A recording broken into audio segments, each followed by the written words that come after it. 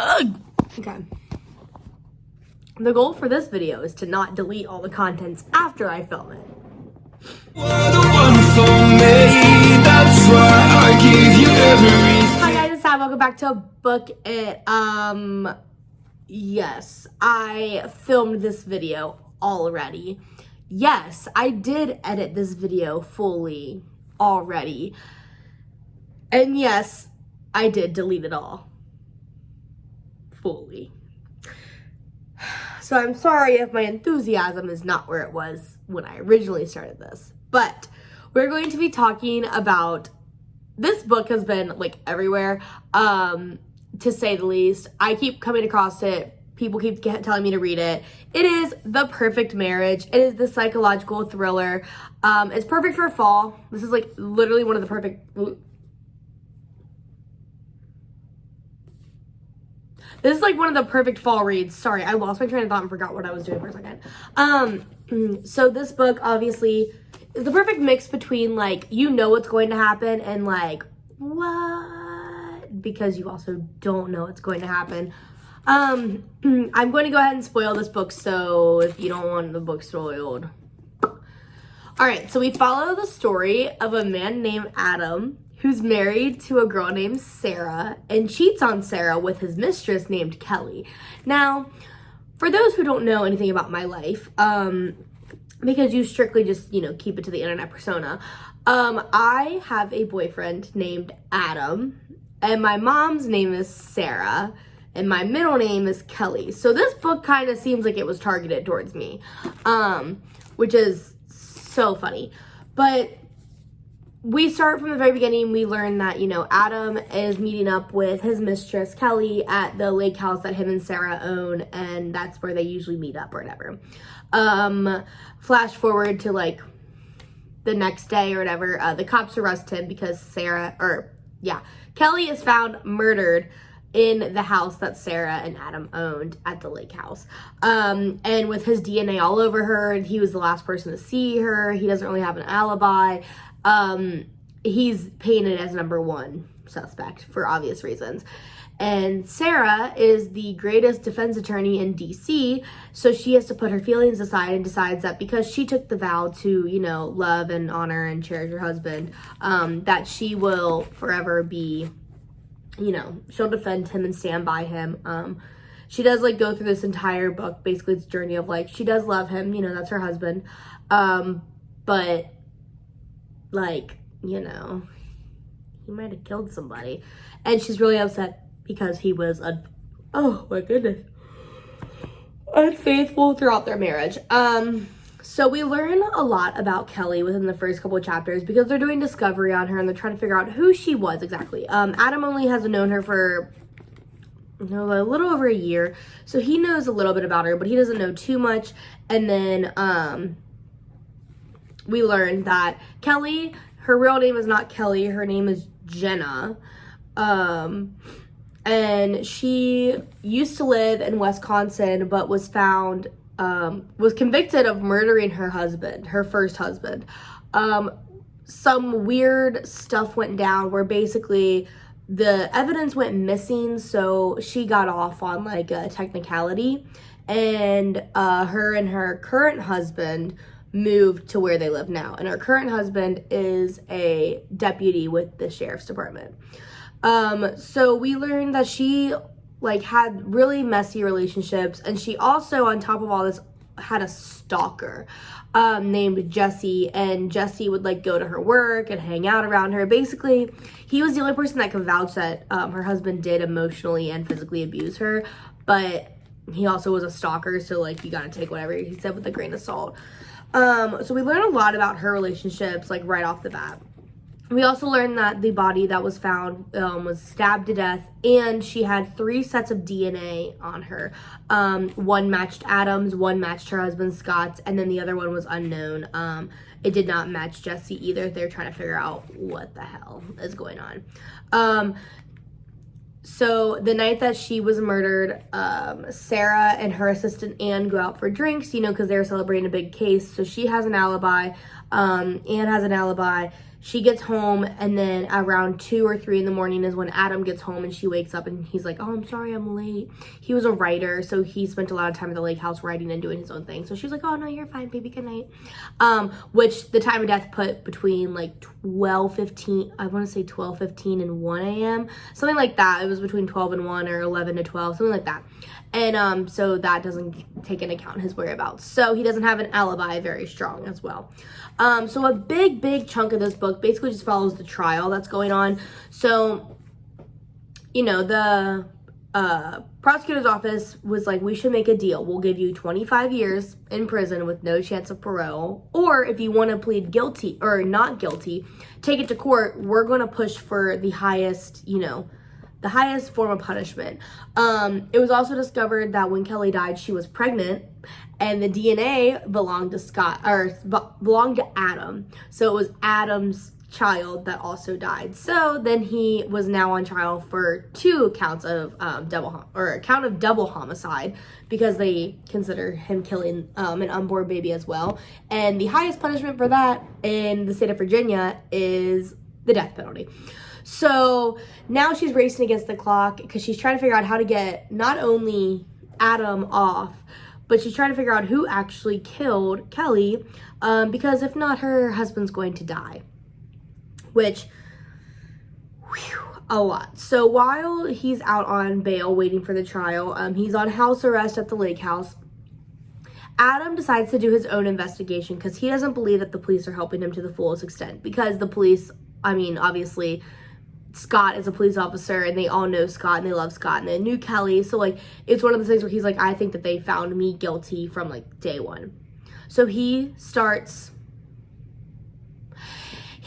doing his own investigation, which is a lot. And a reporter named Rebecca comes to the door to interview him, and he is like, no, I'll give you your interview, but I also need like help. Like, I need you to help me. And she's like, okay, I'll help you with whatever you need.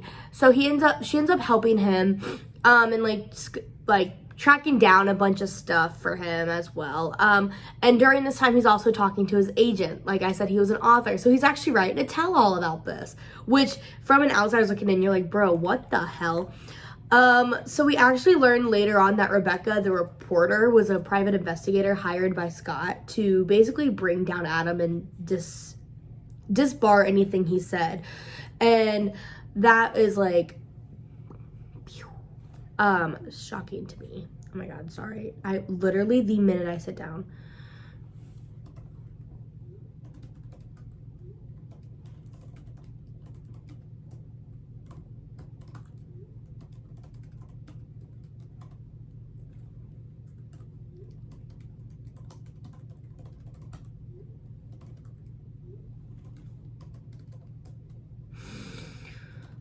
I apologize so much.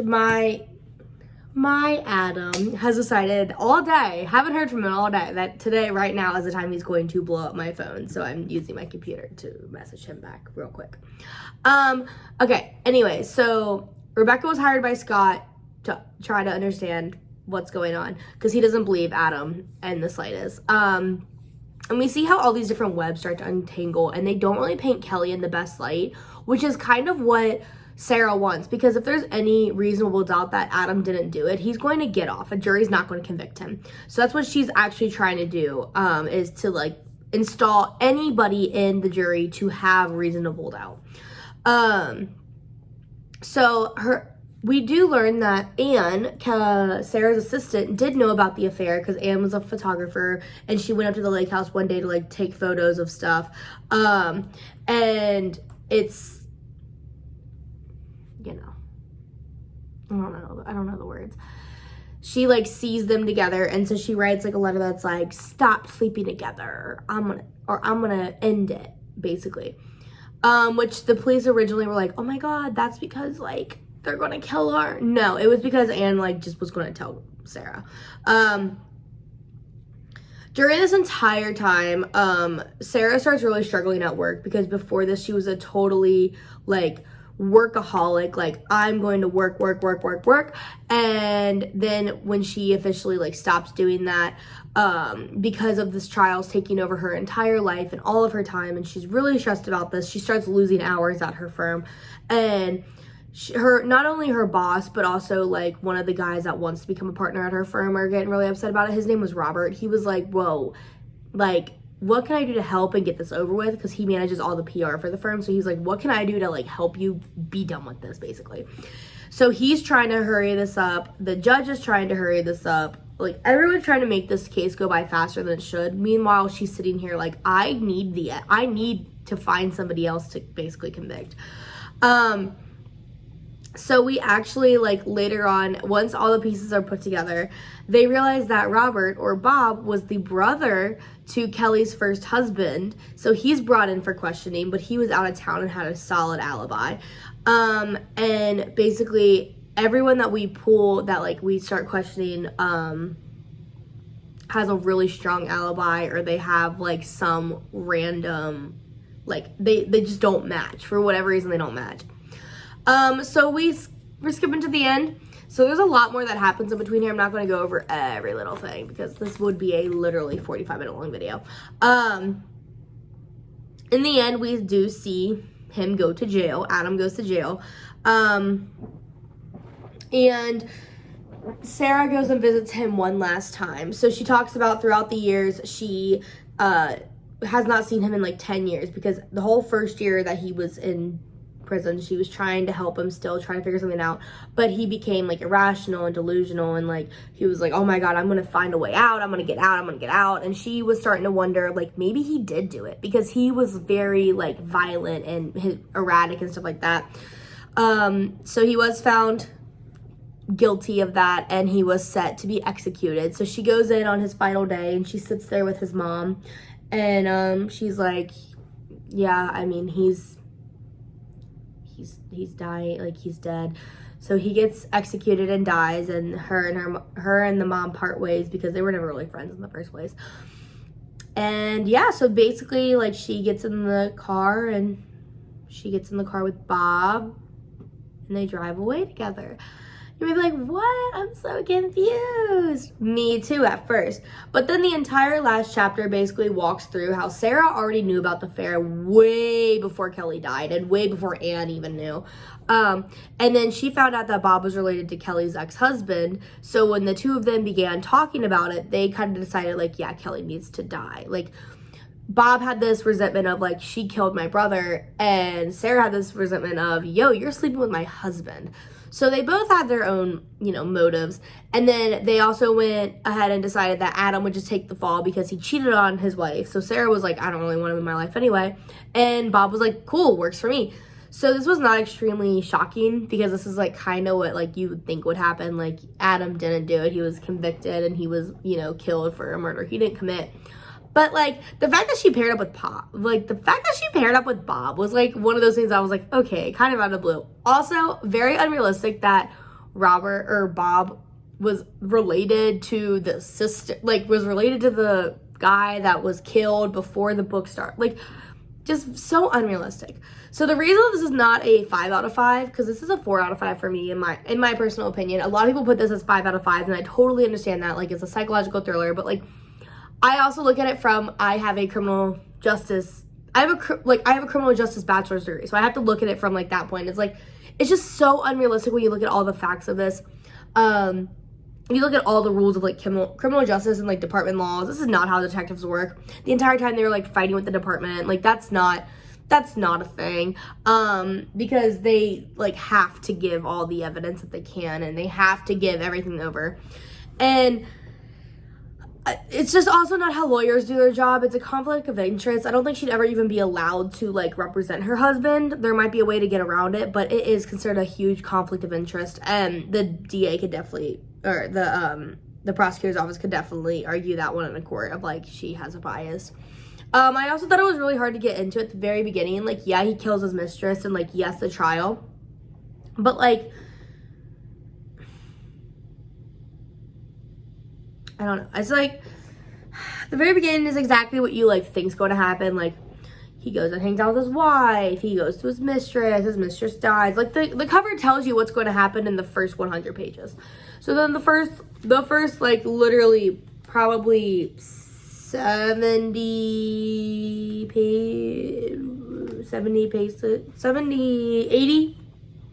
85 pages are basically just him, like, finding out that Kelly's been murdered and sitting in a cell for 85 pages, almost 100 pages.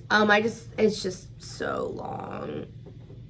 Yeah, and I also thought it was weird that no one thought that it would be the wife. Like, no one thought, hey, it could possibly be Sarah, because I'm not gonna lie, I've never committed murder or homicide. I've never committed any of those. But I think that if, like, my husband of, like, 15 years, something like that, crazy enough, you know, was with a mistress and I found out about it, I don't think I would be like, oh, I'm just gonna sit back and just hang out.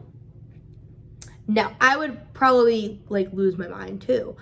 I don't think I'd kill either of them. I'd probably, like, key both their cars. Why am I admitting to a crime I never committed?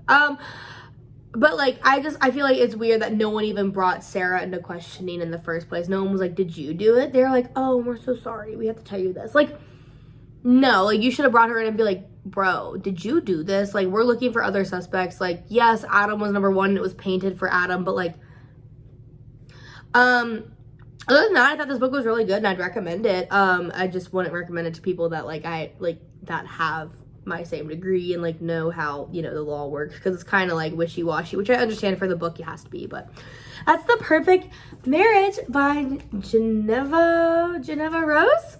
I liked it a lot. It was really good. I'm very excited that it was, you know, and I know it's a very common audiobook. I didn't do this one on audiobook. I read it.